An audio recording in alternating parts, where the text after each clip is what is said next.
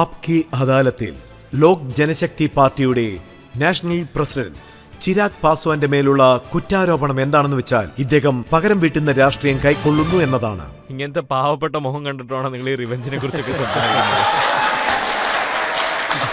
പറയൂ സർ. നിതീഷ് കുമാർ താങ്കളെ നാണം കെടുത്തി, അപമാനിച്ചു, ബുദ്ധിമുട്ടിച്ചു. ആ പകയൊക്കെ താങ്കൾ മനസ്സിൽ വെച്ചിരിക്കുകയാണ്. നിങ്ങൾ 2020 കുറിച്ചല്ലേ സംസാരിക്കുന്നത്? 2020 നടന്ന ബീഹാറിലെ അസംബ്ലി ഇലക്ഷനെ കുറിച്ചാണ് നിങ്ങൾ പറയുന്നത്. അപ്പം ഞാൻ ബീഹാറി ഫസ്റ്റ് എന്ന് പറയുന്ന ഒരു ഫസ്റ്റ് മാനിഫെസ്റ്റോനെ ഞാൻ ചെയ്തിരുന്നു. പക്ഷെ അതിന് ബീഹാറിലുള്ള എല്ലാത്തിനുള്ള ഒരു ഉത്തരവുണ്ട്. ബീഹാറിൽ എങ്ങനെയാണ് റവന്യൂ കൂട്ടേണ്ടതെന്നും ബീഹാറിലുള്ള റിലീജിയസിനെ കുറിച്ച് എന്തൊക്കെയാണെന്നും അതെങ്ങനെയാണ് പ്രൊമോട്ട് ചെയ്യേണ്ടത്, ഞങ്ങളുടേത് ആഗ്രോ പോർട്ട് സ്റ്റേറ്റ് എങ്ങനെയാണ് പ്രോഗ്രസ് ചെയ്യേണ്ടത്, എങ്ങനെയാണ് പ്രശ്നങ്ങൾ എളുപ്പത്തിൽ തീർക്കുന്നത്, അവിടെ പ്രോസസ്സിംഗ് യൂണിറ്റ് ഒക്കെ വെച്ച് അവിടുന്ന് നമുക്ക് കിട്ടുന്ന ആ പ്രൊഡക്ഷനെ നമ്മുടെ നാട്ടിനകത്തും പിന്നെ നമ്മൾ പുറത്തോട്ടും തന്നെ ഇത് എക്സ്പോർട്ട് ചെയ്തുകൊണ്ടിരിക്കുന്നു. നിതീഷ് കുമാറിന്റെ പാർട്ടിയെ 43 സീറ്റിലേക്ക് കൊണ്ടെത്തിച്ചിരിക്കുന്നു. താങ്കളായ ഇലക്ഷനിൽ നിതീഷ് കുമാറിനെതിരായിട്ടാണ് ഞാൻ അവരെ എതിർത്തല്ല തെരഞ്ഞെടുപ്പിൽ നിന്നത്. ബീഹാർ ഫസ്റ്റ്, ബിഹാരി ഫസ്റ്റ് എന്ന മാനിഫെസ്റ്റോനെ ഗവൺമെന്റിൽ ഒരു അംഗമാക്കണമെന്നാണ് ഞാൻ തീരുമാനിച്ചത്. അലയൻസിൽ ഞങ്ങളെ കൊണ്ടൊന്നും അത് ചെയ്യാൻ കഴിഞ്ഞില്ല. ഒരുപക്ഷെ ഞാനൊരു ആൾട്ടർനേറ്റീവ് അലയൻസിലോട്ട് പോയിരിക്കണം ചിലപ്പോൾ, which was an RJD Congress everything. ഞാനല്ലേ മോദിജിയുടെ ഹനുമാനൊക്കെ. എതിരായിട്ട് എന്നെ കൊണ്ട് ചെയ്യാൻ കഴിഞ്ഞില്ല, എതിരെ എന്നെ കൊണ്ട് പോകാനും കഴിഞ്ഞില്ല. ഞാൻ ആദ്യമായിട്ട് തെരഞ്ഞെടുപ്പിൽ നിൽക്കണം തന്നെ പാർട്ടി തന്നെയാണ് തീരുമാനിച്ചത്. എനിക്ക് അത്രേ അറിയാവുള്ളൂ ഈ കാര്യം. നല്ല മനസ്സോടെയാണ് തിരഞ്ഞെടുപ്പിൽ നിന്നത്. ജയിക്കാൻ തന്നെയാണ് നിന്നതും. ജയിച്ചില്ല, പക്ഷേ കുറച്ച് നഷ്ടമായിപ്പോയി. താങ്കൾക്ക് കുറച്ച് നഷ്ടമേ ഉള്ളൂ, പക്ഷേ നിതീഷിന് കുറച്ച് കൂടുതലായിരുന്നു. അദ്ദേഹം കഷ്ടപ്പെടുമ്പോൾ ചിരാഗ് ചിരിച്ചുകൊണ്ടിരിക്കുകയാണെന്നും പറഞ്ഞു. സാർ, അങ്ങനെയൊന്നുമില്ല. മറ്റുള്ളവരുടെ കഷ്ടപ്പാടിലൊന്നും ഞാൻ ഒരിക്കലും സന്തോഷപ്പെടുന്ന ഒരാളല്ല. എനിക്കതൊട്ടും ഇഷ്ടവുമല്ല. എൻ്റെ അച്ചീവ്മെന്റ്സ് ഒക്കെ ഓർത്ത് ഞാൻ പ്രൗഡായിട്ട് നല്ലപോലെ ഫീൽ ചെയ്യും. ഞാൻ മറ്റുള്ളവർ കഷ്ടപ്പെടുന്നത് കണ്ട് ഒരിക്കലും സന്തോഷപ്പെടുത്തില്ല. താങ്കൾ ചിറ്റപ്പനാണ് പറഞ്ഞത്. പശുപതി പോയി അദ്ദേഹം എന്താ പറയുന്നതെന്ന് ഒന്ന് ചോദിക്കുക.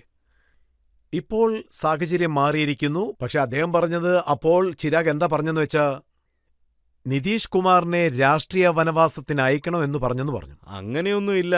ഞാൻ എപ്പോഴും ഒരാളുടെ വയസ്സിനും അവരുടെ അംഗീകാരത്തിനും ഒരു മര്യാദ തരുന്ന ആളാ. ഇപ്പോഴാണ് ഞാൻ എൻ്റെ രാഷ്ട്രീയം തുടങ്ങിയിരിക്കുന്നത്. ഞാൻ ഇങ്ങനെ രാഷ്ട്രീയത്തിലുള്ള വലിയ ആൾക്കാരെ, വലിയ വലിയ മിനിസ്റ്റേഴ്സിനെയൊക്കെ വലിയ രീതിയിൽ നാണം കെടുത്തുന്ന പോലെയോ അല്ലെങ്കിൽ കഷ്ടപ്പെടുത്തുന്ന രീതിയിലോ നശിപ്പിക്കണമെന്നോ അല്ലാണ്ട് നാരണക്കല്ലെടുപ്പിക്കണമെന്നോ ഞാൻ ഒരിക്കലും ചിന്തിക്കില്ല. ഞങ്ങളുടെ ചീഫ് മിനിസ്റ്റർ 20 വർഷമായിട്ട് അവിടെ ചീഫ് മിനിസ്റ്റർ ആയിട്ടിരിക്കുന്നത്. ഇങ്ങനെയുള്ള സമയത്ത് ഞാൻ പാർട്ടിയിലുള്ളപ്പോൾ ഇതൊക്കെ വളർത്തിയെടുക്കാൻ നോക്കുന്ന ഒരു രീതിയാണിത്. തെരഞ്ഞെടുപ്പിൽ നിന്ന് എൻ്റെ പാർട്ടിയെ ഞാൻ വിജയിപ്പിക്കണമെന്നാണ് കരുതിയത്. ആ സമയം ഞാൻ എപ്പോഴും അത് ചെയ്യത്തില്ലായിരുന്നു. പക്ഷെ ഇരുന്നാലും ഞാനത്. താങ്കളുടെ ചിറ്റപ്പനോട് സംസാരിക്കുന്നത് നിർത്തുക. നിങ്ങളുടെ രക്തത്തിനും എന്റെ രക്തത്തിനും വ്യത്യസ്തതയുണ്ട്. താങ്കൾ സംസാരിക്കുന്നത് നിർത്താൻ പറഞ്ഞു. അത് നമ്മൾ ഒരൊറ്റ പ്രാവശ്യം നമ്മളിങ്ങനെ കോർട്ടിലൊന്ന് നിൽക്കുന്ന സമയത്ത് ഒരു പ്രാവശ്യം നിങ്ങൾ ഈ ലോയറുടെ പൊസിഷൻ മാറി എൻ്റെ അടുത്ത് വന്നൊരു വിറ്റ്നസ് ആയിട്ട് മാറി നോക്കൂ. എന്നെക്കുറിച്ച് നിങ്ങൾക്ക് നന്നായിട്ട് അറിയാമല്ലോ. എന്ന് വെച്ചാൽ like I am not saying നിങ്ങൾ വയസ്സിൽ മൂത്ത ആളെന്നല്ല ഞാൻ ഈ പറഞ്ഞു വരുന്നത്. അതായത് നിങ്ങൾ എന്നെ ചെറിയ വയസ്സോട്ട് കാണുന്ന, നിങ്ങൾക്ക് എൻ്റെ അച്ഛനെയും നന്നായിട്ട് അറിയാം, പിന്നെ എൻ്റെ അമ്മയും നന്നായിട്ട് അറിയാമെന്നുള്ള കാര്യം എനിക്കറിയാം. മൂത്തവരെ ഒരിക്കലും ഞാൻ നാണം കെടുത്തത്തില്ല എന്നുള്ള കാര്യം നിങ്ങൾക്കറിയാമെന്നുള്ള കാര്യം അറിയാമല്ലോ സാർ. അദ്ദേഹം ദേഷ്യത്തിലാണ് ഓരോ കാര്യം സംസാരിച്ചിരുന്നത്. അത് സത്യമാണ്, ഞാൻ അക്സെപ്റ്റ് ചെയ്യാം. ഇന്നും അദ്ദേഹം അത് വിചാരിച്ചൊക്കെ റിഗ്രറ്റ് ചെയ്യാം. കാരണം അദ്ദേഹം പറഞ്ഞതൊന്നും ശരിയായ വാക്കുകളോ അല്ല. എന്നെ സംബന്ധിച്ച് അവരെ ഞാൻ എൻ്റെ അച്ഛൻ്റെ സ്ഥാനത്ത് വെച്ചാണ് കാണുന്നത്. എൻ്റെ കുടുംബത്തിനെ കുറിച്ച് നിങ്ങൾക്ക് അറിയാമല്ലോ. അവർ വയസ്സിൽ ചെറിയ ആൾക്കാരായാൽ പോലും ഞങ്ങൾ അവരെ പേര് പറഞ്ഞ് വിളിക്കത്തില്ല. ചിറ്റപ്പനോ ചിറ്റയോ ഇങ്ങനെയൊക്കെ അനിയ ചേട്ടാന്നൊക്കെ വിളിക്കത്തുള്ളൂ എപ്പോഴും. ഇങ്ങനെയൊക്കെ ഉള്ളപ്പോൾ ഒരു അച്ഛൻ്റെ സ്ഥാനത്തായിരുന്നു ഞാൻ അദ്ദേഹത്തെ കണ്ടോണ്ടിരുന്നത്. അദ്ദേഹം പിന്നെ ഇങ്ങനത്തെ വാക്കൊക്കെ സംസാരിക്കുന്ന സമയത്ത്, ഒരുപക്ഷെ അദ്ദേഹം ഇതൊക്കെ പറയുന്ന സമയത്ത് ശരിക്കും ഞാൻ അദ്ദേഹത്തിൻ്റെ ഒരു സ്വന്തം മോനാണെന്ന് വെച്ചിരുന്നാൽ, രജത് സാർ നിങ്ങൾ തന്നെ പറയണം, ഞാൻ അദ്ദേഹത്തിൻ്റെ ഒരു സ്വന്തം മോനാണെങ്കിൽ അദ്ദേഹം ഇങ്ങനെ ചെയ്തിരിക്കുമോ? ഒരുപക്ഷെ ഞാൻ സ്വന്തം മോനായിരുന്നെങ്കിൽ അദ്ദേഹം എൻ്റെ കാത് പിടിച്ച് തിരിച്ച് പൊന്നാക്കി പോലെ ചോദിച്ചിരിക്കാമല്ലോ. എന്നെ തല്ലിയിരിക്കുക, അല്ലെങ്കിൽ വഴക്കം പറഞ്ഞിരിക്കാമല്ലോ. എന്ത് പ്രശ്നം ഉണ്ടെങ്കിലും നേരിട്ട് ഒന്ന് പറഞ്ഞിരിക്കുക. അതായിരുന്നു ഞാൻ പറഞ്ഞു വന്നത്. അതാണ് പ്രശ്നവും. സോ അദ്ദേഹം എന്നെ അവസാനം വരെ ഒരു മകനായിട്ട് ഇതുവരെ കരുതിയിട്ടേ ഇല്ല. ഒരുപക്ഷെ എന്നെ മനസ്സുകൊണ്ടൊരു മോനായിട്ട് കണ്ടിരുന്ന ഇത്രയും പ്രശ്നം വന്നിരിക്കാൻ സാധ്യതയില്ല. ചിരാഗ്, ഇവിടെ താങ്കളുടെ അച്ഛനും ഞാനും തമ്മിലുള്ള സൗഹൃദത്തെക്കുറിച്ച് ഓർക്കുകയാണെങ്കിൽ ഈ ചോദ്യം എനിക്ക് ചോദിക്കാൻ കുറച്ച് ബുദ്ധിമുട്ടുണ്ട്. പക്ഷേ ഇതെന്റെ ഒരു ജോലിയല്ലേ. പ്രിൻസ് എന്താ പറഞ്ഞെന്ന് വെച്ചാൽ, എന്റെ അച്ഛനെ നാണം കെടുത്തി, അതുകൊണ്ട് ഞങ്ങൾ പാർട്ടി രണ്ടാക്കിയെന്ന്, അതുകൊണ്ട് ഞങ്ങളുടെ ഫാമിലിയും തകർന്നെന്ന് പറയും. He was like my kid brother. അതായത് അവൻ എൻ്റെ അനിയനായിട്ടല്ല, എൻ്റെ ഒരു മോനെ പോലെയാ. ഇപ്പോഴും നിങ്ങൾ നോക്കുവാണെങ്കിൽ കേന്ദ്ര വിദ്യാലയത്തിൽ ഗോൾഡ് മാർക്കറ്റിൽ എൻ്റെ സ്കൂളുണ്ടാവും.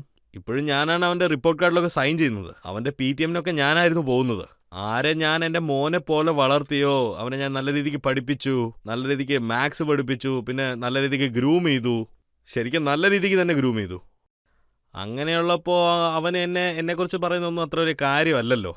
എനിക്കെന്താന്ന് വെച്ചാൽ എൻ്റെ അമ്മ വലിയമ്മ വലിയമ്മ എന്ന് പറഞ്ഞ് അവൻ വിളിച്ചോണ്ടിരുന്നവനാണ്. രാഷ്ട്രീയം എങ്ങനെയാണ് കൊണ്ടുപോയി മാറ്റിയെന്ന് വെച്ചാൽ ഇപ്പം അവൻ അവരെ പേര് പറഞ്ഞാണ് വിളിക്കുന്നത്, അതും തെറ്റായ ഒരു പേരിൽ.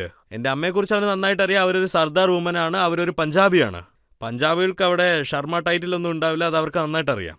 എന്നിട്ട് അവരെ കിടന്ന് പേര് വിളിക്കുന്നത് റീന പാഷ്വാൾ എന്നൊക്കെ പറഞ്ഞുകൊണ്ടാണ്. കാരണം അവരൊക്കെ കോറാണ്, അവിടെ ഈ കോർ സിംഗ് സർദാറും ഒക്കെ ഉണ്ടാവും. അങ്ങനത്തെ ടൈറ്റിൽസാണ് ഉപയോഗിക്കുന്നത്.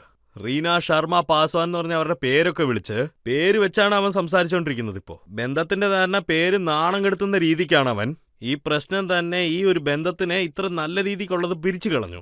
അതായത് താങ്കൾ ആരെയാണോ മറ്റൊരു അച്ഛൻ എന്ന് വിളിച്ചുകൊണ്ടിരുന്നത്, താങ്കളുടെ മേൽ അദ്ദേഹത്തിന് ദേഷ്യമുണ്ടെങ്കിൽ, താങ്കൾക്കെതിരായിട്ട് അദ്ദേഹം പ്രവർത്തിക്കുകയാണെങ്കിൽ താങ്കൾ അദ്ദേഹത്തിന്റെ അടുത്തേക്ക് പോയി കൺവിൻസ് ചെയ്യാനൊന്ന് ശ്രമിക്കാമായിരുന്നില്ലേ? ഇതൊരു മിസ്സിംഗ് ലിങ്ക് ആണ് സർ. ഞാനും അതിന് പോയിരുന്നതാ. ഞാനതിന് പോയിരുന്നു, പക്ഷെ അന്ന് എനിക്കൊരു ടൈഫോയിഡ് ഒക്കെ ഉണ്ടായിരുന്നു. ഇതൊക്കെ സംഭവിച്ചു എന്നുള്ള കാര്യം തന്നെ എനിക്കൊരു ന്യൂസ് മൂലം അറിഞ്ഞത്. പിന്നെ 13 ജൂൺ രാത്രി 2021 ന്യൂസ് മൂലമാണ് ഈ പാർട്ടിയിൽ ഇങ്ങനെയൊക്കെ സംഭവിച്ചതെന്നുള്ള കാര്യം ഞാൻ അറിഞ്ഞത്. പിന്നെ നെക്സ്റ്റ് മോർണിംഗ് 14-ാമത്തെ ദിവസം അതിൻ്റെ വിഷ്വൽസൊക്കെ അതിനകത്ത് കിടപ്പുണ്ട്, യൂട്യൂബിലുണ്ടാവും, നിങ്ങളത് കേട്ടിരിക്കുമല്ലോ. അന്ന് എനിക്ക് ഒട്ടും വയ്യായിരുന്നു, എനിക്ക് ശരിക്കും ടൈഫോയിഡും ആയിരുന്നു. കയ്യിൽ പ്ലാസ്റ്ററൊക്കെ ഇട്ടായിരുന്നു എനിക്ക് ട്രിപ്സ് കയറ്റിക്കൊണ്ടിരുന്നത്. ആൻഡ് ഞാൻ അദ്ദേഹത്തിൻ്റെ വീട്ടിലോട്ടും പോയി. ഞാൻ അദ്ദേഹത്തിൻ്റെ വീടിൻ്റെ പുറത്തായിരുന്നു നിന്നോണ്ടിരുന്നത്. ഈവൻ ദോ എൻ്റെ വീടായിരുന്നിട്ട് പോലും ഞാൻ അതിൻ്റെ പുറത്താണ് നിന്നോണ്ടിരുന്നത്. ഏത് വീടിൻ്റെ വാതിക്കാണ് ഞാൻ കളിച്ചുകൊണ്ടിരുന്നത്. ആ കതവുകൾ എനിക്ക് വേണ്ടി അത്രയും ദിവസം തുറന്നിരുന്നതാ. ഞാൻ അവിടെ പോവും, കഴിക്കും. ഞാൻ വരാൻ പാടില്ലെന്ന് പറഞ്ഞ കഥവൊക്കെ അവർ പൂട്ടിവെച്ചു. 1.5 മണിക്കൂർ എനിക്ക് വയ്യാണ്ടിരുന്നിട്ട് പോലും ഞാൻ വണ്ടി തന്നെ വെയിറ്റ് ചെയ്തുകൊണ്ടായിരുന്നത്. 1.5 മണിക്കൂറിന് ശേഷമാണ് അവർ കഥവൊക്കെ തുറന്നത്. ഞാൻ വീട്ടിലോട്ട് പോകുമ്പോൾ എല്ലാവരുടെയും മുന്നിൽ വെച്ച് എൻ്റെ ചെറിയമ്മ, ഞാൻ അവരെ പോയി കണ്ട് അവരുടെ കാല് തൊട്ട് വന്ദിക്കുകയും ചെയ്തു. അവർ 2 അടി മുന്നോട്ട് പോയിട്ട് അവരെൻ്റെ അടുത്ത് എന്താ പറഞ്ഞതെന്ന് വെച്ചാൽ, ഈ സംഭവിച്ചതൊക്കെ നിനക്ക് ആവശ്യമുള്ളത് തന്നെയാണ്. ഒരു അമ്മ സ്വന്തം മോൻ്റെ അടുത്ത് ഇങ്ങനെ ആരെങ്കിലും ഒരു വാക്ക് പറയുവോ? ഇതൊക്കെ നിനക്ക് ആവശ്യമാണെന്ന് അവർ പറഞ്ഞേ. ഞാൻ എല്ലാം തരാനായിട്ടാണ് വന്നതെന്നാണ് അവർ പറഞ്ഞത്. എൻ്റെ മനസ്സിലുണ്ടായിരുന്ന ഒറ്റ കാര്യമേ ഉള്ളൂ, കുടുംബവും പാർട്ടിയും രണ്ടും നിങ്ങൾ പിരിക്കാൻ പാടില്ലെന്നാണ്. എൻ്റെ അച്ഛൻ നല്ല രീതിക്ക് കഷ്ടപ്പെട്ടാണ് ഈ പാർട്ടി ഇതെല്ലാം ഉണ്ടാക്കിയെടുത്തതെന്ന്. ഒരുപക്ഷെ എൻ്റെ മേത്ത എല്ലാ തെറ്റും നിങ്ങൾ വിചാരിച്ചാൽ അത് ഞാൻ കൊടുക്കാൻ തയ്യാറുമാണെന്നാ പറഞ്ഞേ. ഞാൻ അവരുടെ അടുത്ത് താഴ്ന്നു കൊടുത്താ പോയത്. എന്നിട്ടും അവരെൻ്റെ മുഖത്തിൻ്റെ മുമ്പിൽ തന്നെ ആ കഥ അങ്ങോട്ട് ചാരി. താങ്കളുടെ അച്ഛൻ പാർട്ടി രണ്ടാകണമെന്നും കുടുംബം രണ്ടാകണമെന്നും ആഗ്രഹിച്ച വ്യക്തിയല്ല, ഒന്നിച്ചു പോകാൻ ആഗ്രഹിച്ച വ്യക്തിയാണ്. അദ്ദേഹം പോയതിനു ശേഷം എൻ്റെ ചിറ്റപ്പനല്ലേ എല്ലാത്തിനും മുമ്പിൽ നിന്ന് എന്നെ എല്ലാ കാര്യം നോക്കണ്ടേ. അദ്ദേഹത്തിന് ശേഷം വീട്ടിലുള്ള വലിയ ആൾക്കാരാണ് എല്ലാ തീരുമാനവും എടുക്കുന്നത്. അങ്ങനെയാണ് ബീഹാറിലുള്ള വഴിനടത്തമൊക്കെ. ശരിക്കും അങ്ങനെയുള്ളപ്പോൾ അദ്ദേഹമാണ് എല്ലാ ഇതും എടുത്ത് നടത്തേണ്ടതൊക്കെ. ശരിക്കും പാർട്ടി ഒരുമിച്ച് വെക്കണം, കുടുംബത്തിനെ ഒരുമിച്ച് വെപ്പിക്കണം. പക്ഷേ ഇങ്ങനെയുള്ള കാര്യങ്ങളൊക്കെ നടക്കുന്ന സമയത്ത് താങ്കളുടെ അമ്മ അദ്ദേഹത്തിനോട് സംസാരിക്കാൻ ഒരിക്കലും ശ്രമിച്ചിരുന്നു. This was even more hurtful. എനിക്ക് വളരെ കഷ്ടമുണ്ടായിരുന്നു. എന്താണെന്ന് വെച്ചാൽ എൻ്റെ അമ്മ, ഞാൻ എപ്പോഴും ഒരു കാര്യം ഇങ്ങനെ കംപ്ലൈൻറ്റ് ചെയ്തുകൊണ്ടിരിക്കും. അമ്മയ്ക്ക് എൻ്റെ മേത്ത് സ്നേഹം കുറഞ്ഞുകൊണ്ടിരിക്കുവാണ്. കുടുംബത്തിലുള്ള എൻ്റെ ചിറ്റപ്പൻ, എൻ്റെ അമ്മാവൻ, എന്തിനു വേണ്ടിയാ സ്വന്തക്കാരുടെ മേത്ത് മാത്രം ഇത്ര സ്നേഹമായിട്ടിരിക്കുന്നതെന്ന് എന്ന് പറഞ്ഞ് ഞാൻ വഴക്ക് കൂടും. എൻ്റെ ചിറ്റപ്പൻ്റെ മക്കളെയും അമ്മാവൻ്റെ മക്കളെയും ഒരു സ്വന്തം മക്കളെ പോലെയാണ് അമ്മ കണ്ടത്. 24 മണിക്കൂർ ഏടത്തി എന്ന് പറഞ്ഞുകൊണ്ട് അദ്ദേഹം അകത്ത് കയറത്തുള്ളൂ. ഇന്ന് നോക്കുവാണെങ്കിൽ ആ ഏടത്തി തന്നെ ചിറാഗിൻ്റെ അമ്മയായിപ്പോയി. അദ്ദേഹത്തിൻ്റെ എല്ലാ ഇൻ്റർവ്യൂസിലും ചിറാഗിൻ്റെ അമ്മ തന്നെയാ. ഒറ്റ സെക്കൻഡ് കൊണ്ട് എങ്ങനെ ഈ ബന്ധമൊക്കെ പൊട്ടുന്നതെന്ന് എനിക്കറിയാൻ മേല. പല ദിവസമായിട്ട് പല വർഷമായിട്ടാണ് അവർ മോനെ പോലെ കരുതിക്കൊണ്ടിരുന്നത്. നിങ്ങളെയും നിങ്ങളുടെ കുടുംബത്തെയാണ് അവർ നോക്കിക്കൊണ്ടിരുന്നത്. ഇന്നിപ്പോൾ ഇത് ഏകദേശം 44 വർഷമായിട്ടുണ്ട്. ഇപ്പോൾ അദ്ദേഹത്തിൻ്റെ കല്യാണം കഴിഞ്ഞിട്ട് ഏകദേശം 45 വർഷമായി. കഴിഞ്ഞ 44 നിന്ന് 45 വർഷം വരെ എൻ്റെ ചിറ്റപ്പനൊക്കെ ഒരു അമ്മയെ പോലെ നിന്നാണ് അവർ നോക്കിക്കൊണ്ടിരുന്നത്. നല്ല രീതിക്ക് തന്നെ അമ്മ കുടുംബം നോക്കിയതും. ഇന്ന് അവർ ഫോൺ ചെയ്യുന്ന സമയത്ത്, ഇന്ന് രാത്രി മുഴുവനും അവർ ഉറങ്ങിയിട്ട് പോലും ഇല്ല. ഒരു മിനിറ്റ് പോലും. രാത്രി മുഴുവനും ഫോൺ വിളിച്ചുകൊണ്ടാണ് ഇരുന്നത്. ഒരു മിനിറ്റ് നിങ്ങൾ വന്നിട്ട് പോകുന്ന കെഞ്ചിയത്. നമുക്കിരുന്ന് എല്ലാ കാര്യവും സംസാരിക്കാമെന്നായിരുന്നു പറഞ്ഞേ. ഇരുന്ന് സംസാരിച്ചാൽ തീരാവുന്ന പ്രശ്നമുള്ളൂ എന്നാണ് പറഞ്ഞിരുന്നത്. ഒരു പ്രാവശ്യം പോലും അവർ ഫോൺ എടുത്തില്ല. അതിനുശേഷം ആ ഏടത്തി എന്ന് പറഞ്ഞ് ചിറാഗിൻ്റെ അമ്മയായി മാറി. പല വർഷങ്ങൾ താങ്കൾ രാംവിലാസ് പാസ്വാൻ ജീവിച്ച വീട്ടിൽ നിന്നും പുറത്തു വന്ന് താമസിച്ച പല ഫോട്ടോകളും ഞങ്ങൾ കണ്ടു. അതൊഴിച്ച് എനിക്ക് വേറെ ഒരു മെമ്മറീസും ഇല്ലല്ലോ സാർ. ഞാൻ 82 ജനിച്ചു, 89 വീട്ടിലോട്ട് പോയി. അന്ന് എനിക്കൊരു 7-8 വയസ്സേ കാണത്തുള്ളൂ. അന്ന് മുമ്പ് സംഭവിച്ചത് ആർക്കും തന്നെ ഒന്നും ഓർമ്മയുണ്ടാവില്ല. എൻ്റെ മെമ്മറീസ് എന്ന് പറയുന്നത് ആ വീടിന് ചുറ്റും ഉള്ളത് മാത്രമാണ്. ആൻഡ് 34 വർഷം ഞാൻ ആ വീട്ടിലുണ്ടായിരുന്നു. 34. ആരുടെ ഹനുമാനാണോ അദ്ദേഹം താങ്കളെ സഹായിച്ചില്ലേ? I don't know. ഞാൻ മറ്റുള്ളവരുടെ അടുത്തുനിന്ന് എങ്ങനെയാണ് സഹായം ചോദിക്കുന്നത്, എങ്ങനെയാണ് ഞാൻ സഹായം എക്സ്പെക്ട് ചെയ്ത് നിൽക്കുന്നത്? എനിക്കതിനെ കുറിച്ച് അറിയത്തുമില്ല, മനസ്സിലാവുന്നില്ല. താങ്കൾ അദ്ദേഹത്തിന്റെ ഹനുമാനാണെന്നാണ് പറയുന്നത്. ശരിക്കും എന്റെ കുടുംബത്തിലുള്ളവർ തന്നെ എന്നെ ശരിക്കും സപ്പോർട്ട് ചെയ്തില്ല. എൻ്റെ ആളുകൾ തന്നെ സപ്പോർട്ട് ഇല്ലാത്തപ്പോൾ ഞാൻ എങ്ങനെയാണ് മറ്റുള്ളവരുടെ അടുത്ത് അത് പ്രതീക്ഷിക്കുന്നത്? ഞാൻ ഇവിടെ ഇരുന്നുകൊണ്ട് തന്നെ ഞാൻ ഒരു കാര്യം പറയുക, എൻ്റെ കുടുംബം എൻ്റെ ഒപ്പം അന്ന് നിന്നിരുന്ന ഈ ലോകത്തിലുള്ള ഏത് ശക്തിയായാലും എൻ്റെ പാർട്ടിയോ എൻ്റെ ഫാമിലിയോ പിരിച്ചിരിക്കാൻ കഴിയത്തില്ല, ഉറപ്പായിട്ടും. പറ്റിക്കപ്പെട്ടു. എൻ്റെ കുടുംബത്തിലുള്ളവർ തന്നെ എന്നെ ശരിക്കും പറ്റിച്ചു. എൻ്റെ സ്വന്തം രക്തം, എൻ്റെ സ്വന്തം അനിയൻ എൻ്റെ ഒപ്പം നിന്നിരുന്നാൽ, എൻ്റെ അച്ഛൻ, അതായത് എൻ്റെ ചിറ്റപ്പൻ എൻ്റെ ഒപ്പം ഇരുന്നിരുന്നാൽ, അവരും എൻ്റെ ഒപ്പം ഇല്ലാതപ്പോൾ ഞാൻ വേറെ ആരുടെയാണ് പ്രതീക്ഷിക്കേണ്ടത് എൻ്റെ ഒപ്പം ഇരിക്കുന്നത്? ബട്ട് ഹാവിൻ സെഡ് ഇറ്റ് ഓൾ, അതായത് ഗംഗയിലെ വെള്ളം പോലെ അടിച്ചുകൊണ്ടുപോയി ഒരു ദിവസം എല്ലാം കൂടെ. ഞാനും ഇതിൽ നിന്ന് ഓവർകം ചെയ്ത് വന്നു, അവരും ഇതിൽ നിന്നൊക്കെ അങ്ങനെ വന്നു. ചിരാഗ്, ഈ ഇരുട്ടിൽ എല്ലാം പോയിരിക്കുകയാണ്. വീട് പോയി. ചിരാഗിൻ്റെ വിളക്ക് ഒരിക്കലും അണയത്തില്ല സാർ. എന്ത് വേണമെങ്കിലും സംഭവിക്കട്ടെ, പക്ഷെ ഒരിക്കലും ആ വിളക്ക് അണയത്തില്ല സാർ. താങ്കളുടെ പാർട്ടിയും നഷ്ടപ്പെട്ടു, ചിഹ്നവും നഷ്ടപ്പെട്ടു. വീണ്ടും എങ്ങനെ താങ്കൾക്ക് തിരിച്ചു കൊണ്ടുവരാൻ സാധിച്ചു? എൻ്റെ അച്ഛൻ കൊച്ചു പ്രായം തൊട്ട് he never actually anything thought me. പോളിറ്റിക്സിൽ എന്താ ചെയ്യേണ്ടതെന്നൊന്നും പറഞ്ഞു തന്നിട്ടില്ല. പക്ഷേ അദ്ദേഹം അധികമായിട്ട് എൻ്റെ അടുത്ത് പറഞ്ഞത്, ജീവിതത്തിൽ ഒന്നും ഇതുവരെ മനസ്സിലായില്ലെങ്കിൽ ഒരുപക്ഷെ വെറും ഇരുട്ട് മാത്രമാണ് കണ്ണി കാണുന്നതെന്ന് വെച്ചാൽ, ക്ലാരിറ്റി ഓഫ് തോട്ട്സിൽ ഡിഫിക്കൽട്ട് ടൈംസിലും ഡിഫിക്കൽട്ട് വെറൈറ്റീസിലും ആണ് ഇരിക്കുന്നതെന്ന് വെച്ചാൽ, അങ്ങനെ നിങ്ങളുള്ള സമയത്ത് ജനങ്ങളുടെ ഇടയ്ക്ക് പോകും. അവരുടെ കൂടെ പോകുമ്പോൾ നിങ്ങൾക്ക് ആ വേദന എന്താണെന്ന് ഓട്ടോമാറ്റിക്കായിട്ട് അറിയാം. This is exactly what I did. And June 13 എനിക്ക് എല്ലാം മനസ്സിലായിരുന്നു. ജൂലൈ 5 എൻ്റെ അച്ഛൻ്റെ ബർത്ത്ഡേ. എന്നിട്ട് അദ്ദേഹത്തിൻ്റെ ബർത്ത്ഡേയുടെ അന്നാണ് ഐ സ്റ്റാർട്ടഡ് ദ ആശീർവാദ് യാത്ര. ഹജിപൂരിൽ നിന്നാണ് ഞാൻ സ്റ്റാർട്ട് ചെയ്തത്.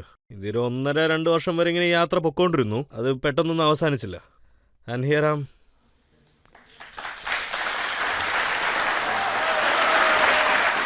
പബ്ലിക്കിന് 2-3 ചോദ്യങ്ങൾ ചോദിക്കാം. എന്റെ ചോദ്യം എന്താണെന്ന് വെച്ചാ, നിങ്ങൾ കഷ്ടകാലത്തിൽ ഇരുന്ന സമയത്ത് ഒരു സമയത്ത് നിങ്ങളുടെ പാർട്ടി 2ആയി വിഭജിച്ചിരുന്നു. അപ്പോൾ നിങ്ങളുടെ ഫ്രണ്ട് തേജശ്രീ യാദവ് RJDയിൽ വന്ന് ചേരാൻ പറഞ്ഞ് നിങ്ങളെ ക്ഷണിച്ചിരുന്നത് ശരിയാണോ? ഇതുവരെ അങ്ങനെ ഒരു ഓഫർ എനിക്ക് വന്നിട്ടില്ല. ആൻഡ് ഫ്യൂച്ചറിലും ഉറപ്പായിട്ട് ഇങ്ങനെ ഓഫർ ഒന്നും വരാൻ പോകുന്നില്ല. ഞാനും എൻ്റെ പാർട്ടിയും അലയൻസിൽ തന്നെ ഇരിക്കും. നല്ല ബലം ഉണ്ടായിരിക്കും. ഞങ്ങൾ ആരുടെ ഒപ്പവും മേജ് ആവത്തുമില്ല.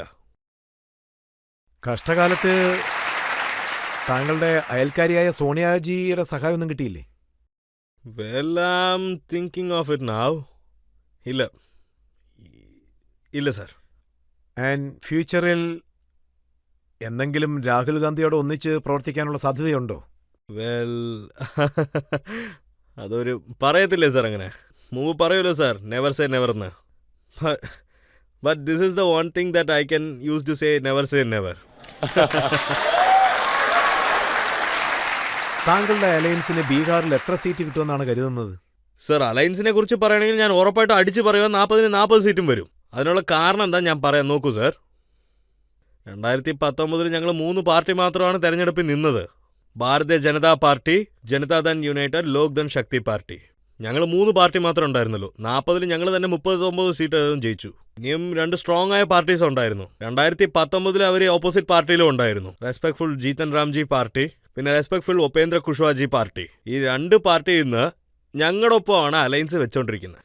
2019 ഞങ്ങളുടെ ഈ കൂട്ടത്തിന് 2024 ബലം കൂടിയിട്ടുണ്ടെന്നേ പറയാൻ പറ്റുള്ളൂ. ഇത് ഞങ്ങളുടെ വിശ്വാസം കൂട്ടുന്നേ ഉള്ളൂ. അതായത് 1 സീറ്റേ കുറയ്ക്കുന്നുള്ളൂ. 1 സീറ്റേ മിസ്സായുള്ളൂ. പോയ പ്രാവശ്യം കിഷൻഗഞ്ച് സീറ്റായിരുന്നു മിസ്സായത്. അത് ഇപ്രാവശ്യം കിട്ടിയേക്കും. ഇപ്രാവശ്യം 40 സീറ്റും കൂടെ ജയിച്ചിട്ട് 400 സീറ്റൊന്ന കാര്യത്തിൽ ബീഹാറിലെ കോൺട്രിബ്യൂഷൻ ഉണ്ടാവും.